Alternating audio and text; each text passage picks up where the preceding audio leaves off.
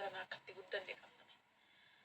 Biyyatti parsantii 10 ta'uu duwwaan haala mijataa haala sirrii fi hundi keenya iyyuu yaada of babbareessinee miidiyaa kanarra amma nama sirnaan guddate yookiin waan akkasii fakkaannee teenya jireenya keenya kan isaa kan dhoksinee malee nutti luqanii nutti dafqanii osoo nyaatisanii osoo baratin nu barsiisanii osoo uffatin ofii daalitti fakkaatanii nu miidhagsanii nutti cabanii nutti luqaa'aniiti kan nu guddisan. Jireenya ishee ilmoo isheetiif aarsaa gootee jiraatte ilmoo ishee immoo harkaa baasuun hin ulfaatu jira.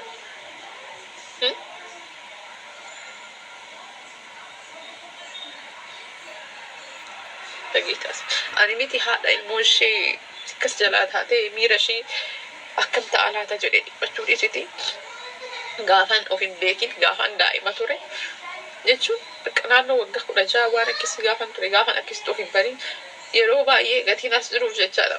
Deebiin ani haadha kiyyaa deebisee yaadeen bu'aa dhugaa rabbi maalan ta'e jedhee ta'u miti akkasitti miidhama haadha intalli ishee akkas jalaa taate dhiisati yeroo zammaatti itti dhagaamee laata nan bu'aa dhugaa rabbi yeroo tokko immoo osoo jechoota akka hirkisa jedhu san fayyadame osoo qaama nama dhaqee dhiifama ishiin gaafatiin osoo waynee laataatiin maalan godhan jedha dhugaa rabbi inti akka itti na guddiste qabdi naaf luqqaatee bifa ishiin tunatti jijjiirame.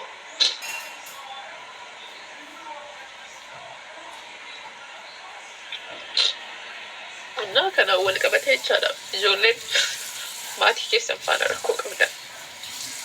Ijoolleen haadha keessan faana akkasitti waliin galle yoo jiraattan jechaadha. Maatiin ofii gaaddisa ofiiti. Allaattiin joortee joortuu humni ishee raffishee reefshii lafa jedha. Kanaafuu haadholii keessan dhiifama gaafadhaani. Haati kamiyyuu ilmoo isheetiif waan gaariidha kan ishee yaaddu. Deebii nuyi wayita sanitti dargaggummaa ta'uu danda'a, daa'imummaa ta'uu danda'a. Beekamu garuu of beektaniif ta'umma namni akkasitti sooshaal miidiyaa baay'inaan fayyadamu nama of beeke. Haadha keessan dhiifama gaafadha, maatii keessan dhiifama gaafadha. Jalqaba kan kennuu qabdan maatii keessanidha. Namni deebi'ee dhufa.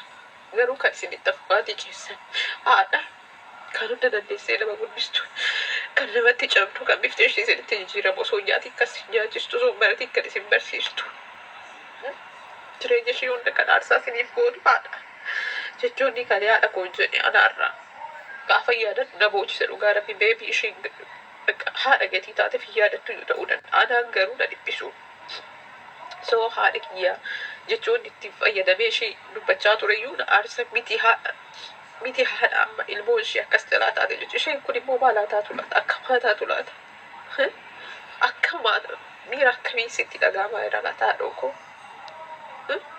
Osoo nyaatinuu ishee nyaachistee guddistee osoo nuffitinu atuu kunoo bifa kee argine akkas fakkaatta. Intalli kee immoo buskuta kana fakkaatti buskuta kana si harkaa fuudhani akka maaltu sitti dhagaamaa jira laata? Ani bakka haadhuma namicha kana ati akkamitti dandeechi haadhu akkamitti dubbii kanarra qabaan dabarsite?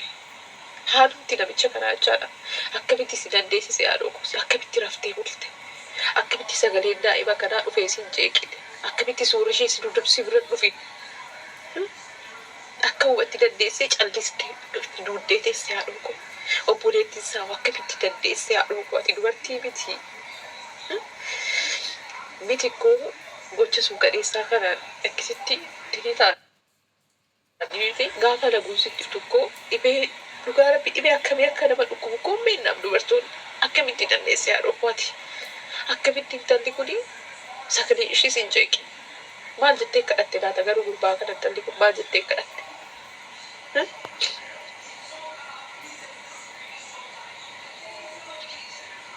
Kanaafuu seerri biyyaa seerri Itoophiyaa seera miti.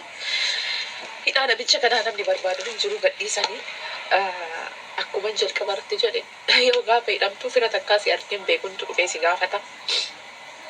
Nyaata takka nyaattee hin beekin kan mana hidhaatitti teessee si dhufu kuni carroomudha mana hidhaa galuun dalagaa takka malee teessee nyaatta. Even hojjaawwan illee ni hojjetamu mana hidhaa biyyaa keessatti kuni qixaatii miti dhugaa rabbi akka biyya ormaa seenaa hidhaa biyya keessa.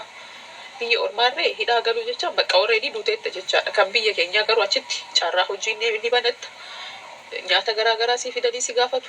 Fira kee kan gaafa mana kee jirtu dhufee si gaafatee isa faana ol qunnamta akka feete taata. Argite already jireenyi itti fufa jechaadha. Iddoo namichi yaada tokko malee jireenya isaatti fufa. Kanaafuu namicha kan inni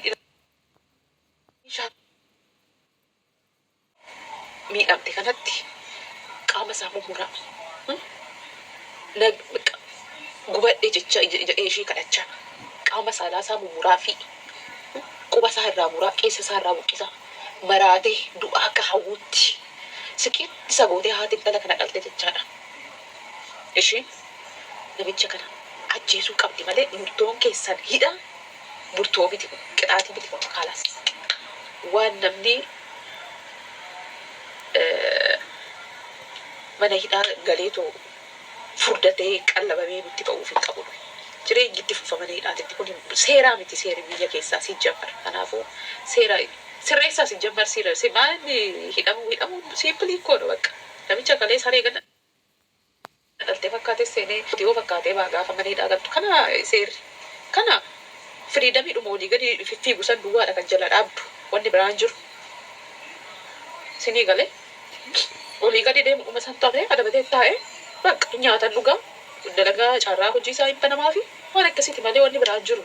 Seera akkasii barbaada. Si jammar seerri biyya keessatti tumame kuni sirraa'uu qaba. Dhugaa rabbii abbaan feete kaatee akka feete gootiin naan ta'e namni horii ta'a. Korbeessi bar danda'ee jabbiin koruun horiin ikkoo horii qaamni isaa hin guddatin ikkoon koruun miti dhala namaa. Nuti garuu horiidhaa gadi kan ta'aa jiru.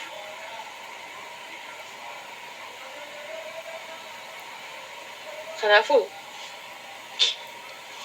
seera kan jettan kana maa umurii guutuu ni dhabne namichi kun jireenya isaatti fufa. Nuyi hidhamuu namicha kanaan barbaannu gadi baasaa uummanni murtoo isaa murteeffatu. Kanammoo jechaadha. Kanammoo haadha jabduudha sooshaal miidiyaa kanatti gadi baastee akkasitti isa galee ta'eef miti kan dhokatee jiru meeqa laata. Kanammoo haala amma jiru kana haati ilaaltee immoo ayii gumaan tala kiyya ayii gumaa ilma kiyya jettee kan mana teessee immoo lapheen ishee cabu meeqa jira. Isaan akkamaa ta'an.